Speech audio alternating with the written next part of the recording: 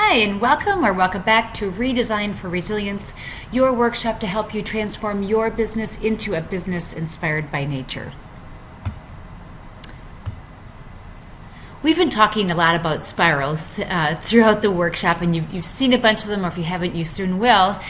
And that might beg the question, why a spiral? And for the next few minutes, I just want to talk about the power of the spiral for designing and running your business inspired by nature. Okay, first, why a spiral? This is one of the spirals you have seen or are going to see, the Biomimicry design spiral. And of course, it's based on spirals found in nature. First, certainly we know that nature is full of spirals. Nature relies on spirals, and we find them curiously compelling and beautiful. And spirals in nature are combined with other structures and patterns and geometries. We see them everywhere and at every scale, from the desert to here, teeny tiny critter in the sea. And we see spirals upon spirals in an emergent fractal pattern, as in here in this cauliflower. The pine cone that we're all so familiar with shows spirals going in one direction and spirals going in the opposite direction to create this classic pattern that we're all so familiar with. And this illustrates a perfect geometry for packaging these little units here that allows for growth as well as rolling. Here you can see that spirals in nature allow for protection while developing and growing. They also allow for optimal shading and sunlight and capture of water. Here, the spiral pattern allows this plant to capture more wind flow for cooling and perhaps for distributing pollen. They allow for optimizing the continual search for resources and structural support.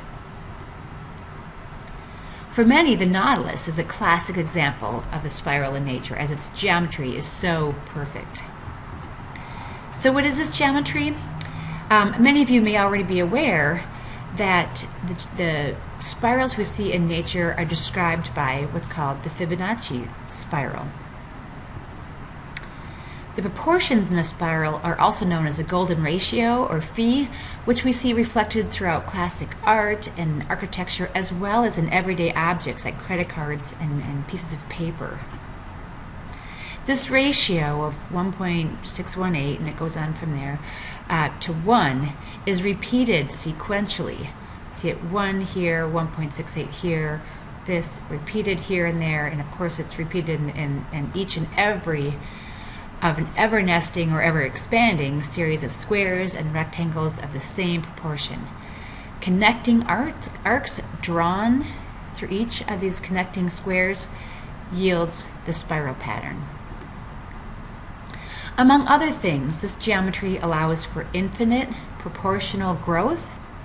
It allows organisms to use any of the form-based strategies to remain functional while growing. It induces natural swirls of water and air because air and water themselves swirl according to this geometry. It generates no sharp edges, allows modular compartments of various sizes in an integral whole. It allows for continual opportunism and optimization. For these reasons, we have developed all of our tools based on the power of the spiral. And one of the keys to this spiral, and the one found in nature, is that it grows outward. As you can see from the arrows here, you start on the inside and you spiral outward. It's not a spiral used for, say, honing in on a solution. It's like a cyclic process, or it is a cyclic process, except you don't end where you started, just as in nature. And though when we talk about the spirals or the spiral process, we will suggest a starting point, the spiral actually allows you to start anywhere and move ahead from where you are, always driving towards more positive outcomes. It allows you to start small, that just do it, allowing you to give it a go. See how it works, learn a lot, use what you learn, find out what you don't know, and then seek to know it. It allows you room to play with wild ideas in a low-risk environment so that you can sense and respond, adapt, and evolve. After you start small, you can keep going and going and going. Taking these laps around the spiral allows for continual innovation, continual learning, continual responsivity and adaptability. The spiral itself is a resilient process. The more laps you take, the deeper or more encompassing you can go. And these laps allow for emergent thinking. And it really can be applied to just about anything. As you know, the biomimicry design spiral is designed to design things like architecture, for example. And we're using it, of course, to design or redesign your business and run and evolve your business inspired by nature. But really, you could use it for anything. If you're stuck in a presentation, if you're stuck in a report, you could say, well, what is it that you want this slide or this sentence to do? And wherever you are, you can evolve your way out of it. If you're thinking of having a party, you can use the design spiral to figure out who is it we want to invite.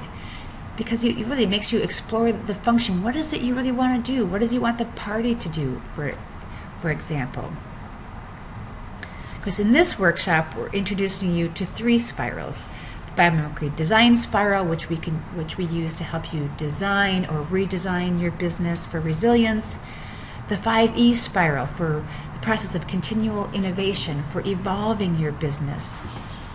And of course, the transformational spiral, which allows ecological thinking for radical transformation in a process of continually generating value by learning, practicing, having habits formed, developing this culture of co-creativity, and finally, that paradigm shift, that the so elusive paradigm shift that's finally allowed by this transformation spiral. Nature's spirals are powerful and prevalent, and we've used them as inspiration for our tools and processes. As you become a business inspired by nature, perhaps you will develop your own spiral process.